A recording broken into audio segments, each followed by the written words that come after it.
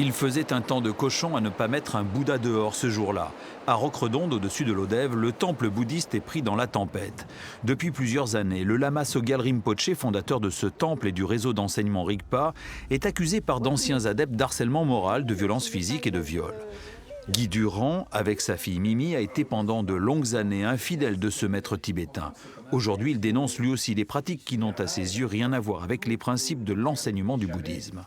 S'en débarrasser de cette affaire-là. Le problème, c'est qu'on peut toujours trouver un tas d'explications dans le bouddhisme tibétain, et Sogyal, évidemment, instrumentalisait le bouddhisme à son profit. Voilà. Et en particulier, cette histoire de samaya, c'est-à-dire d'engagement sacré, entre guillemets, qu'on a vis-à-vis du maître. Et cet engagement sacré, si on le brise, eh bien, on peut avoir, paraît-il, des conséquences considérable pour soi-même et pour sa famille. Et j'ai bien senti qu'à un moment, le dialogue entre ma fille et moi s'arrêtait, et je sais maintenant qu'il s'arrêtait parce qu'elle ne voulait pas qu'il y ait des conséquences pour sa famille, donc pour moi. Mimi faisait partie du cercle intime de Sogyal Rinpoché, les Dakini, des jeunes filles entièrement dévouées. En 2011, elle témoigne dans un documentaire canadien intitulé « Au nom de l'illumination ». Elle y dévoile les pratiques de son gourou et les agressions subies au prétexte de la folle sagesse. Retirée de la communauté Rigpa, elle ne voit plus son père à qui elle reproche de ne pas l'avoir protégée des griffes de ce prédateur. Dominique Cowell a elle aussi bien connu Sogyal Rinpoché. C'était au tout début de l'aventure de ce maître venu d'Inde pour rallier à lui des adeptes occidentaux. Et déjà sa conception du bouddhisme était apparemment très particulière. Il y avait une femme qui était nue dans une salle et qui était avec lui et qui était très mal. Psychologiquement, je pense qu'elle avait des graves problèmes, mais il allait balader avec une corde. Et il riait et il disait « Ian, Ian, Ian », comme si c'était un âne. Une humiliation, mais de dingue. Et nous, on était incapables de réagir. J'étais féministe. J'étais pas du genre à me laisser faire par personne.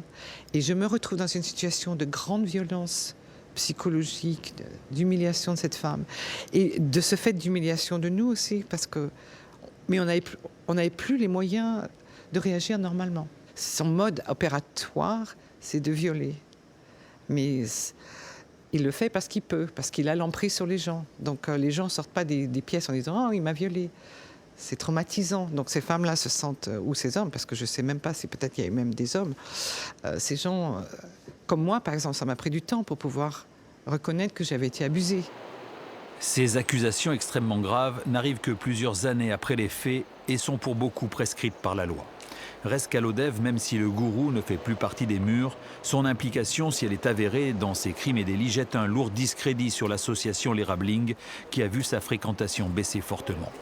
Moi, je suis l'avocat de Lerabling, de la communauté, des gens qui la composent, des gens qui vivent, des gens qui viennent y prier, exercer leur foi, appliquer leur foi. Et au nom de ces gens-là, je dis simplement à tous ceux qui sont exprimés dernièrement dans des conditions scandaleuses que moi, je vais m'adresser aux tribunaux de mon pays. Moi, je vais saisir la justice de mon pays pour qu'elle dise si oui ou non ce temple, l'Erabling, si les gens qui y habitent sont ou non, appartiennent ou non à une secte. Le mot est lâché. S'il n'existe aujourd'hui aucune définition juridique de la secte, il y a la loi Abou-Picard qui définit le concept d'abus de faiblesse et d'emprise. Pour l'avocat Jean-Baptiste Cesbron, il n'est pas question de faire le procès du bouddhisme, mais d'une pratique déviante imputable à un homme. Sogyal Rinpoché, d'après les informations que j'ai pu recevoir, me semble-t-il, se présentait en tout cas comme le maître spirituel qui dirigeait la communauté de l'Erabling. En ce sens, l'Erabling, à minima, n'a pas dénoncé les faits qui étaient pourtant perpétrés en son sein durant de nombreuses années, puisque moi j'ai des témoignages qui remontent, je vous l'ai dit tout à l'heure, à 8, 10 ans. Donc on a des agissements qui ont été répétés durant de nombreuses années, et personne, au sein de la direction de l'Erabling, n'est venu dénoncer ces faits-là. Si les langues se délient, la mission interministérielle de vigilance et de lutte contre les dérives sectaires, pourtant saisie, n'a toujours pas réagi. Sogyal Rinpoché continue de vivre une retraite spirituelle, quelque part en Asie, en attendant qui sait d'être convoqué un jour par la justice française.